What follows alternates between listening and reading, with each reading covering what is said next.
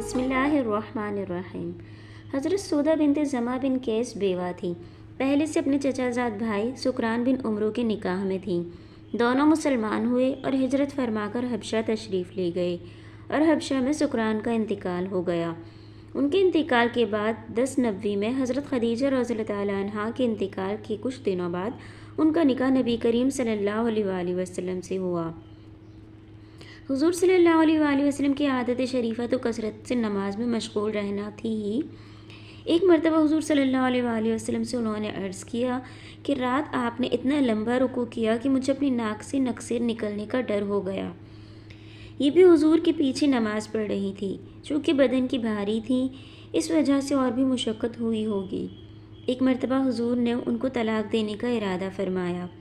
انہوں نے عرض کیا کہ یا رسول اللہ، مجھے خاوند کی خواہش نہیں، مگر یہ تمنا ہے کہ جنت میں حضور صلی اللہ علیہ وآلہ وسلم کی بیویوں میں داخل رہوں، اس لیے مجھے آپ طلاق نہ دیں، میں اپنی باری حضرت عائشہ کو دیتی ہوں۔